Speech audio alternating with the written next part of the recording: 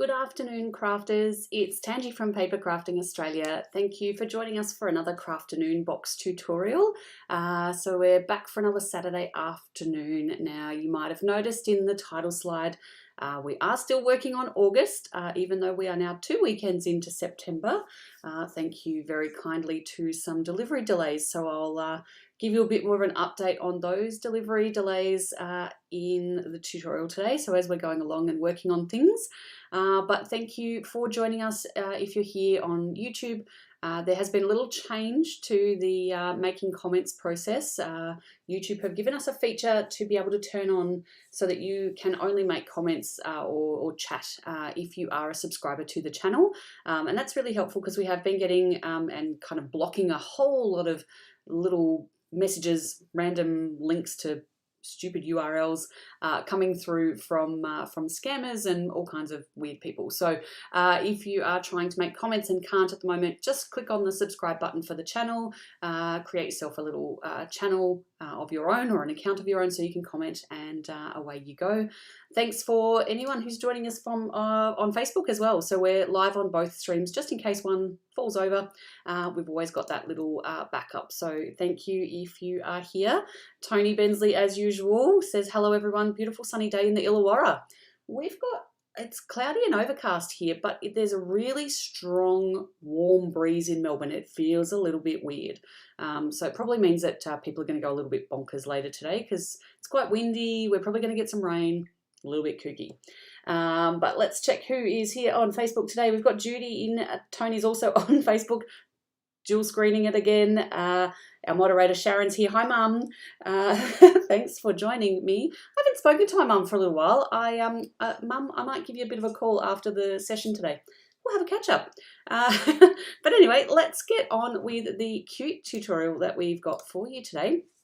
So today we're doing Watercolor Botanicals. Now it doesn't have to be botanicals. Did I say Sunday? It's Saturday. I don't know what I'm doing today. You know I mess things up all the time. You've got beautiful sunshine in Adelaide. Lucky you. I know you'll love that, Mum. Terrific. So we're going to be working on these watercolor botanicals. So I know I said we did a watercolor card last week, and I'd seen these ones doing the rounds, and I just hadn't had time to really have a play and get myself feeling comfortable about what it looks like. So I have had a bit of a play this week, and I've already got a couple of other, I've been doing some squiggles, so not necessarily botanicals, and I've got a couple of other fronts that I've done, and we're going to play around with this kind of theme today. But I've done these ones in advance because I want to make sure that they are very, very dry before I start using my black pen on them. Otherwise, you can imagine what kind of muddy mess we're going to get if the ink starts to run off your pen. So for today's tutorial, I am going to be working on a 5x7 card base, but I've put dimensions for the A6 cards and the 5x7s in the descriptions today. I've got myself organised, which is unusual, but that's how you go. So I've got a range of different card bases in the 5x7 size. So these are the Craft Weave cardstock that came in the Card of the Month kits, which we're not selling for new subscribers anymore. So if you're an existing one, you can keep subscribing that way, but we're not taking any new subscriptions for Card of the Month. It'll just be Crafternoon Box. I've also got some of the Black Couture Creations photographic matte black cardstock for my little border or mat that goes underneath my card front. And I've got some of this cotton watercolor paper. So this is the paper here. This is my pack that I have to mark open so that I make sure I don't sell this one or pack it for somebody if they've bought a whole pack, because there's certainly not a whole pack left in here. But this is the 300 GSM. It's cotton watercolor paper. It's super thick. It's really luxurious. It takes a lot of water. So it's really great for beginners who maybe are still getting used to how much water you need on your page in order to do what you want to do. So we've got some of that. I've got our Gina K Designs. I've got my ink cubes in my little rack, and I am about to start selling these little containers for you. I've just got a couple of tweaks I want to make so that I can stack them, just so that I can have more colours than anything. So I'm going to be using, let's see, what colours should we do? I'll go back into blues and purples, maybe a bit of green. I'll go back into this kind of colour scheme today. for a little bit. So I'll pop those over there, but you can use any kind of dye inks that you like. You can use distress inks, but I would suggest not using the oxides just because they will, with the water use, they will oxidize, and I mean, they will give you some amazing colours and textures, but if you're just starting off, maybe just try just the straight basic level of dyes. I've also got a pencil, a ruler, an eraser. I've got my bone folder. I've got a black ink pen. So this is a gel pen. It is the Uniball Signo. I think I told you about this one last week. It's just an Officeworks pen, so you can get it in the nice little, area where they have all the pens. We've got our watercolour brush, and I have given mine a bit of a wash with some dishwashing liquid and some water just on the tip, just to give it clean it all up, because it had a lot of ink left in it from last week's projects. I've got a little bit of paper towel, and I've got my Couture Creations heat tool, just because to be able to then finish off your watercolour and then get into the drawing on top, you do need to make sure that your paper's really, really dry. So hence I'm going to be working on these ones once I get around to it today, but I'll show you how to get the watercolouring done. And I've also got my craft mat. So this is fantastic. It's acrylic, and it means that I can kind of use it as a bit of a wet palette for my watercolours, and then it just wipes clean. It's also amazing for if you're gluing anything, so you get glue stuck on it and it just wipes clean off. So it's a fantastic little mat to have, just to pop down on your normal desk surface. Super, super great. So we'll start by getting ourselves some, I'll pop these off to the side, but still in range to see them. Cut myself down some watercolour paper. So because I'm working on the 5x7 size, and now I've got Tony for you, I've got 2 dimensions today. So for people making 5x7 inch cards, we're going to cut down to 4 1/4 by 6 1/4 inches for our card front. If you're wanting to do an A6 size card, so the smaller one that normally comes in the Crafternoon box, you'll just cut your front or your watercolour paper down to 89 by 132 millimeters. Those dimensions are in the descriptions, both on YouTube and on Facebook. Hi Marie, thanks for popping in. You're just in time. Excellent. So I am cutting. What am I cutting here? 6 1/4. It is a little bit awkward on this little trimmer because 6 1/4 is just off the edge. I've just got to kind of fudge it a little bit by 4 1/4 inches. I'm just going to pop this one up there out of the way. Now I've already got my mat cut for my 5x7s. So if you're needing to cut a black mat, I'm just making sure that I have cut it and it's relatively straight. Pretty good. So your mat for a 5x7 inch card, you're going to have 4 1/2 by 6 1/2 inches. So that just gives you a 1/4 inch all the way around. Okay. If you are using an A6 card, you're going to cut your black mat to 95 by 138 millimeters. Hopefully I said millimeters before, not centimeters. Otherwise you're cutting some really big, really big things. Okay. So I'm going to flip this over and I'm going to use the smoother side. So it's not perfectly smooth, but it is a little bit smooth. Previously, I like to use the rigid side up, but it's up to you. You can do whatever suits, and I've already got some muck on there. Maybe I didn't clean my mat off properly before. Anyway, we're working on the smooth side. So what I'm going to do, I'm just going to replicate this spots kind of effect, but you can do spots, you can do squares or rectangles.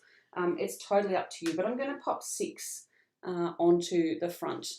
So there's, if you're wanting to kind of, I'm just going to draw some little lines, just guidelines to help me kind of evenly space things. They're still going to be freehand, but this just gives me a bit of a boundary to work in. So if you're working on a 5x7, I'm going to draw or pop some marks here at 2 1/8. I'm just going to do that on the short ends. Ben's just started up some power tools in the background, so that's fantastic. Chances are it's not coming through on the broadcast, which is nice. So just using a very light hand on that pencil. I don't want to make it too dark. I want to be able to rub it off and not have too much crazy going on. And then across the alongside, I'm going to measure, what are we going to do? 2 1/16. That's a bit of an odd measurement. And 4 1/8. So I'm just going to give myself sort of 3 fairly even areas to work in down the side. So 2 1/16 and 4 1/8. And I'll just roll this up. I hope you've all had a good week since I last saw you. If you're new to the channel, we do this every Saturday at 2 o'clock. Any idea where I can get a blank stamping background to be able to do reverse stamps? Oh, that's a good question, Marie. Let me... Blank stamp background. Can you use a... You can't use it onto an acrylic block, can you? Let me have a think about that, Marie. Mum will be onto it. Yep, Sharon will get you sorted. Excellent. So I've got my 6 little petitions there, so you can see 6 little squares. They're not perfect squares, but they're very close in dimensions. If you wanted to just do quarters and do 4 rectangles, that's totally fine, up to you. What I find works is that with this pattern and this style, it does work, not necessarily if you've got 9 of them like I've done on this one, but basically if you've got them in columns and rows, a little bit like a craft spreadsheet, it does kind of help the aesthetic kind of in line. But we'll get into some ink watercolouring. Just going to pop that up there. So these are the colours that I'm going to pop on this card. So I've got apple mint, we've got wild lilac, and I've got blue raspberry. So these have all been in the Crafternoon boxes, and we should all have those at hand. If you don't, we've got some spares for sale in the online store. So that's at papercraftingaustralia.com. Just going to go in and smush a little bit of ink of each of those colours onto my mat. The blue I don't need so much because it is very, very strong. All right, so basically I'm going to stay clear of the pencil lines. So I'm going to do, should I do circles or squares? Maybe I'll do some squares. I'll show you how to do that. I'll do a couple of each. There we go.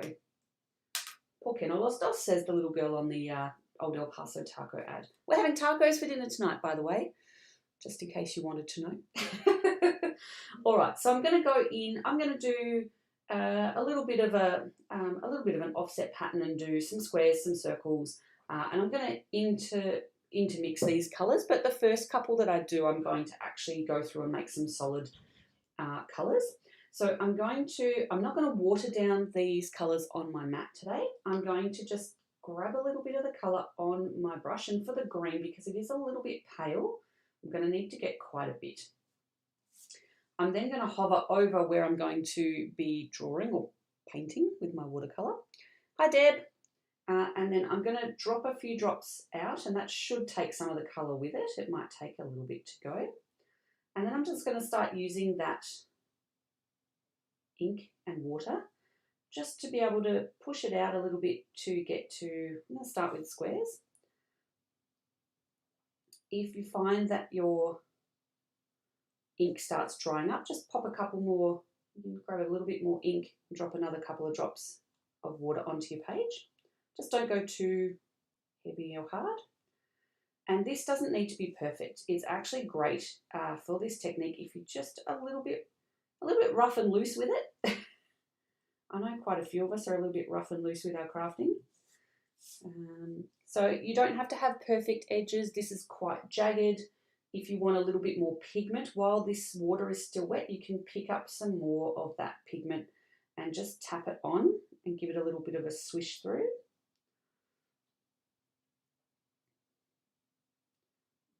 Remembering that the ink still needs to dry with the water, so it will be, the colour will kind of darken up a little bit as it dries. Okay, but that's where I'm going to leave that one for the moment. I'm doing it off camera, but just running a little bit of water through my brush and just giving it a bit of a wipe on the paper towel just to get the green out. Watercolour is very forgiving. Watercolour, when you're using ink for the watercolour, a little bit less so. If you get too much pigment in and it dries a little bit too much, you won't be able to move it around with your water as much, but see how you go. So the next one I will do is I'm going to come down to this section here, and what I'm going to do with this one is I've got some green up the top here. I'm just going to give it a bit more, and I'm going to pick up a little bit of blue from down here, maybe a little bit more, and I'm just going to mix it in with the green. So you can see it start to mix a little bit more of an aqua type colour, which is great. Again, I haven't put water on these colours on the side, so this is going to just be the ink pigment. Just want to make sure that I've got enough of this to be able to put onto my page. So again, still doing a square, I'm just going to drop a couple of drops through. That'll flush that pigment out of the brush and onto my page, and then just go about spreading that water out. Got a few bubbles in there, that's okay, they'll disappear. Spreading it across into my little square shapes, stretching it up a bit. And I find these little water brushes are super great because they've got like, they're designed for like calligraphy brush type things. So it's got a lot of movement in it, and it's kind of nice for that watercolor technique. Just putting a bit more pigment in here.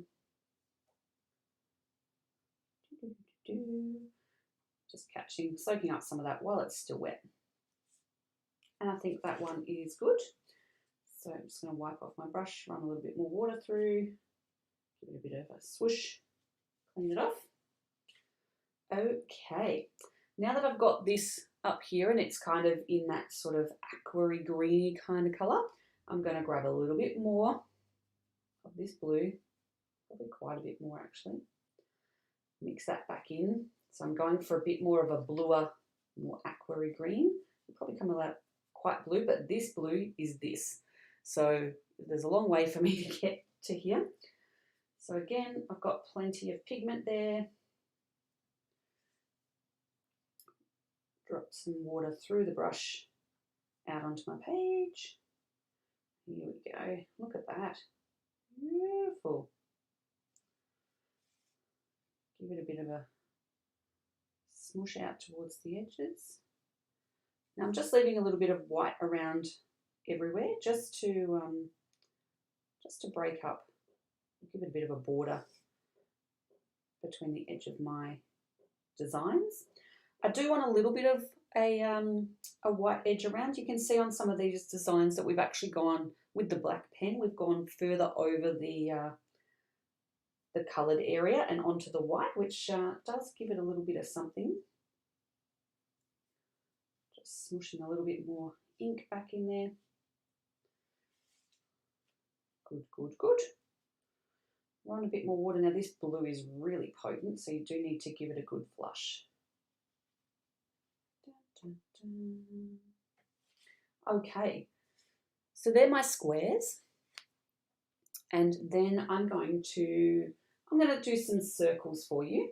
So we're going to still keep with playing with these colours that we've got here. The first one I'm going to do, I'm going to go up this end. I'm actually going to do one of just the blue on its own. So I'm just going to grab a little bit of that pigment. Again, it is super vibrant, so I don't need too much of it. Drop the water through, and again, I'm starting in the middle. And then what we're going to do from here is just start to make little circles with your brush. Once it kind of gets to a good size, I'm going to start rotating my cardstock, my cotton watercolour paper.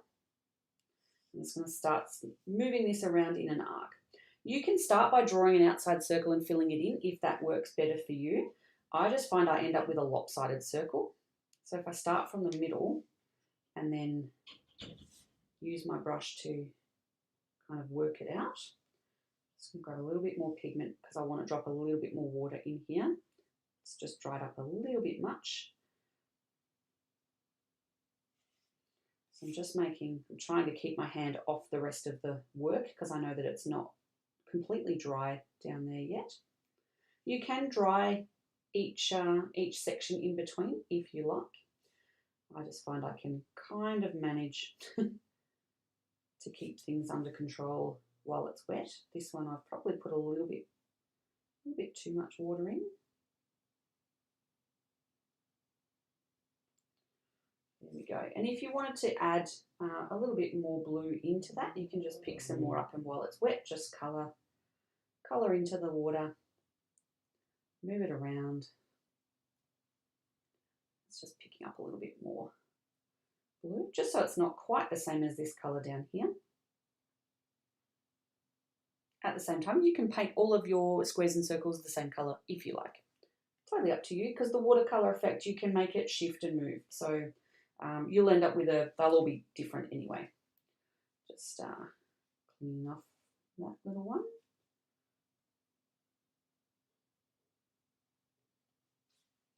Okay. Next one I'm going to do, so I'm going to skip this one in the middle here. I'm going to go straight to the bottom, and that's because I'm going to go purple with this one. And then I'm going to mix my blue and purple back together to put one here. So rather than kind of wait until that's already happened and then I have to try and find a way to mix it. Again, the purple is a little bit of a lighter kind of colour. So you may have to go back in and put more pigment into your wet painting. I just love this. Watercolour just does it for me at the moment. I like that it's not perfect, and I actually was reading an article the other day about how we all strive for this level of perfection, and it's actually bringing us all undone. So I'm trying to be less uptight about perfection, and I think this watercolour style really helps me to not be too pedantic. Give it a try. Just popping a little bit more colour back in, just so that this kind of starts to just deepen the colour a little bit, so it's a bit more like the same kind of level of shade as the others that we've done. But you can mix and match any colours you like. I actually want to have a play after this one with, you know, some browns and greys and maybe even the apple mint colour, and just try and get something a little bit more of a neutral, natural colour to go with the botanical kind of feel. Just going to rinse that brush.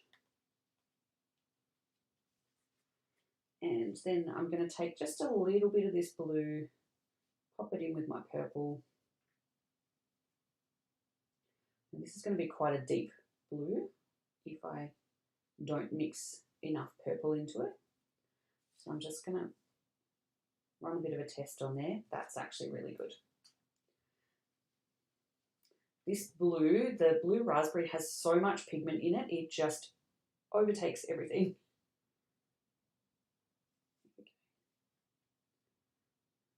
Dollop. So I've got a bit of a violet colour shade going on there.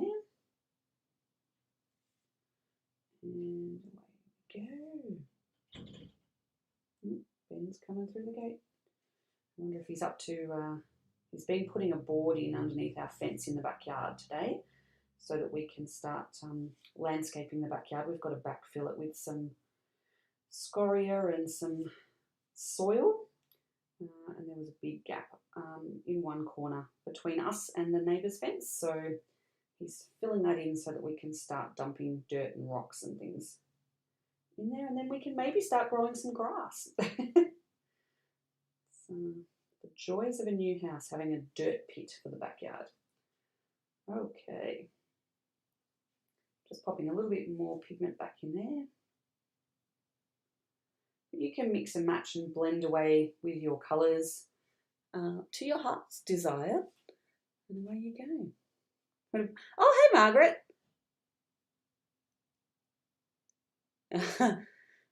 Margaret, did I just see you say you wouldn't be able to draw a circle freehand? No, it's a bit of a skill, one that I can't do.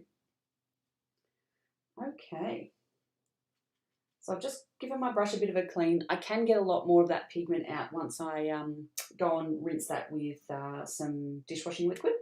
But I'm just going to pop the cap on and leave it there. Now, this is how quick and easy this is to wipe this over. These craft mats, give it a bit of a done. So it's basically clean. You might want to give it a bit of a spritz with water just to lift off any extra bits. But as you can see, there's not much left on that. And if you give it a bit of a spritz with water and wipe it, it's good as gold, ready to go, off for the next one. So, grass is overrated. Marie, you've been in your house since 2012 and you've still got builder's sand in the backyard. Oh, that's almost a record, mate. Yeah, it's fun and games. All right, I am just going to hit this one with the heat tool. So I'll see if I can show you vertically what this does as you start to dry things, and the paper, it probably won't do it now because I haven't gone quite so heavy on the watercolour, but you may see it start to curve, which is just the fibres in the paper pulling together and reconstituting themselves now that you've wet it. But you can then, if if it curves too far in one direction, you can then flick it around and then just hit the heat tool on the back side of it. It'll probably curl a bit more this way. You can see it starting to curl over. So it's a bit on the wonk. So if I just heat it from the front, it should flatten back out. And if not, that's what double-sided tape is for, to be able to pull it all back down and stick it to your card. All right, but whichever way you're doing it, you really want to just make sure that this is super, super, super dry. For me, I did this one a couple of hours ago, so I know that one's good to, I did hit it with the heat tool and then let it dry naturally. I'm not going to draw over the top of this one right this second because I know that it's still got some moisture in it, and I don't want to wreck it by drawing over it. But from here, all you need to do is just go in and just take off your pencil guidelines. So just a little eraser will do the job. And if you've only drawn very lightly with your pencil, you will not be able to see where they were. No one will ever know they were there. It'll be like a tattoo cover-up that no one can see it. Nothing special on this pencil, this eraser either. It's just a cheapy Officeworks job that I've had for a million years. Gosh, it does leave a lot of bits and pieces on on there, but that is our starting point. So you can go through and make up a ton of these and just play with different colours, mix things around, try different colour palettes and add in a different, if I was doing this again, I might say, all right, well, I'll leave the green in, but I might swap the blue for a pink and see what that does. But, mix and match, have a go, have a play. So it's not the end of the world. So I'm just going to pop these ones off to the side, and then we'll get into what we're going to do with these. Now, the first thing we need to do is decide which way up we're going to do it, which I think I'm going to go this way. And then it's about finding a design or a pattern, and everybody is going to have their own style of drawing, your own style of how things look. And the trick to, what I found in watching a couple of tutorials, the trick to this is to not try and draw it perfectly. So this is just a scrap of watercolour card. So if I was going to draw a leaf and I was doing my best, my best efforts, you're going to go in and you're going to draw and you're going to try and be really neat and really make those lines nice and smooth. With this technique though, it's a little bit about just having a bit of a loose hand and even getting a little bit wobbly with it. It's totally fine to be a little bit wonky, and we'll all have our own little styles. You can Google or look on Pinterest for botanical drawing or flower doodles or hand-drawn flowers, and you will find so much inspiration for what kind of shapes and styles and things you could put on here. You can make them up. It's all about just drawing squiggles and putting them all together onto your card. So I'm going to pick a couple of things that I've put on some of these, and I'm just going to draw them out. You do want to have different shapes, different kind of flow. So you'll see on these ones, you know, this is just a flower and a thing, but I've popped the, you know, the little stem pops out below. This is like a sheaf of wheat that goes up and, you know, kind of curves up and over. We've got another flower that curves in the opposite direction, a leaf. You know, you want some that stay within the boundary, some that kind of go over it. But yeah, it's basically choose your own adventure and go for it. So I'm going to start sort of around the middle because I don't know, it just seems like a good place to start. I'm going to go with a leaf here, kind of like what I did with this one, but in the opposite direction. And back up this way, pop a little bit up the middle, and I'll give him a few little points in here. There we go. And that is pretty much that one done. You're no good at drawing. Squiggles maybe. Tony, this is one that I did earlier today. I don't know how well you can see the detail on it. See if that'll recalibrate. I've just gone squiggles. I've put a little square here, a little star, some zigzags, a couple of spots. This one looks like a boob, but I didn't mean to do that. But just, it doesn't have to be botanicals. It can be whatever style you like. If you're doing a kid's card, maybe it's like letters, or it could be, you know, you might draw a little car or a truck or a plane, or I don't know. Judy, you can stamp them. If you've got a stamp set, stamp over the top. Absolutely fine. It doesn't have to be drawing botanicals. This is just what we've got on today. So do what works for you guys. Definitely, Tony, it's testing your crafty side. All right, I'm going to do, what else can we do? I'm really keen on this one at the moment, which is almost like, I think it's supposed to be maybe like a waratah, one of those native flowers anyway. It kind of looks like a menorah from the Jewish religions. I don't know. I just like it. It looks cute. It's got a couple of dots on it. But, you know, pop his little stem down there. Put a little bit of a leaf in there. I think I drew a gum nut before. I think that's what that was meant to be. Oh dear. No, I think that one will just stay as it is. I love these kind of ones that they're doing. Oh, actually, I might do this one a little bit sideways. It's almost like a vine. A little bit goes out here. And then it's just putting little dots along on different sides. It's almost like it could be a native stick, you know, that have those the little nut kind of seed pods that sit on the side. Again, I think it's a very native tree, like on your bottle brush kind of things, has these. I know, because at the old house we had to trim back all the big bushes, and they had lots of these, and they were really hard to get hold of. I'll do another one up that way.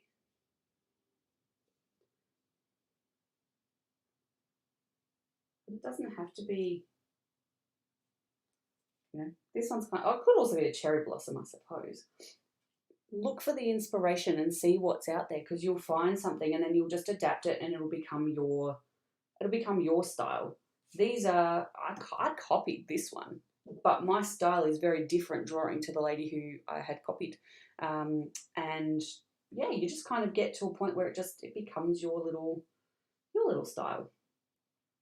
So this one I'm just going to do a single vine, if you like. This one's just going to have just some little pointy leaves.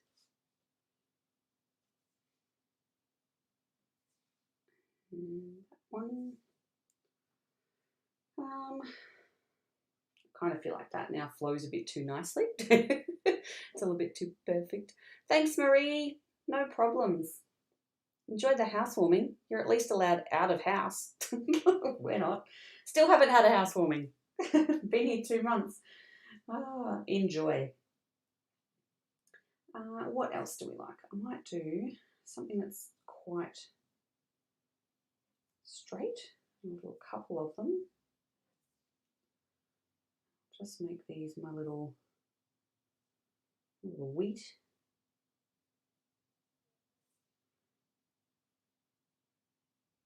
Little wheat sheaves.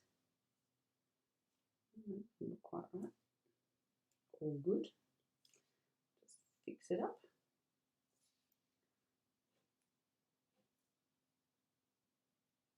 And just keep filling. I mean, these circles or squares, whatever you've done, they can be as full or as empty as you like. You can keep them clean. You could keep one completely clean to put a sentiment over, or you can handwrite a greeting in there.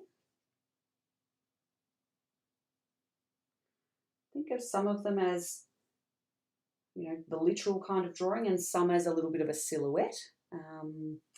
That kind of seems to make some sense. Think of these. It doesn't matter if you draw over another one. Filling this one right up now.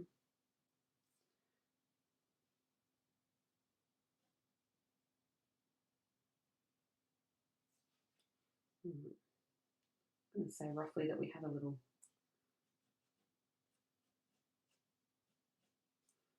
bow on here. It's like a little handful. And we better, I guess we should probably put another flower on here somewhere. What are we going to do?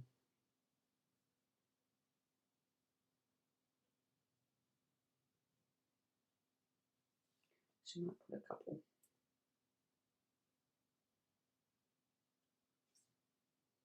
Make it up as you go along.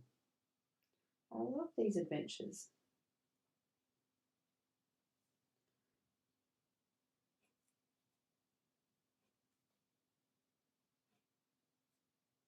You can put a couple of little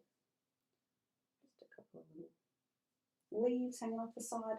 So this one's completely contained within that circle.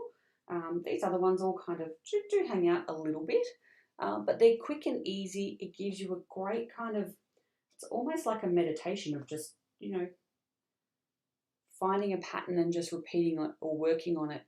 And if you've got a bunch of these, you'll find that if I was to sit here and then go back into this one, which I did before, which is, you know, and I tried to replicate this pattern, you know, it would probably be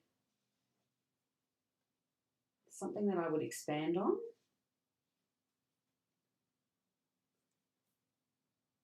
And like I might do a little stem and then put the little dots on. So it's like it's just an extension of that one. You'll see lots of examples of different styles where people do, you know, more of a line art outline. Some will do more detail. Some will be more abstract. And you just kind of work with it and just develop your own little pattern, your own little style for whatever it is that you're drawing. You know, that's completely different to that, but it's just a variation of. So you just keep drawing, just keep working around. But I am going to pop this one onto a backing card, onto a mat. don't know why I turned the black one over, because it's the same on the front as the back. Oh dear. Now, because your watercolour card is now quite warped because of the water, you just want to be a little bit more generous with your double-sided tape.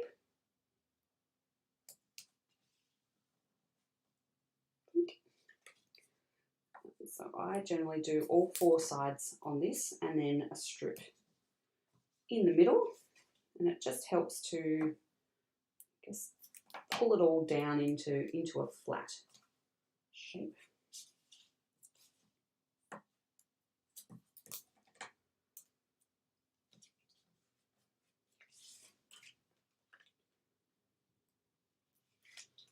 Take off my little bits and bobs.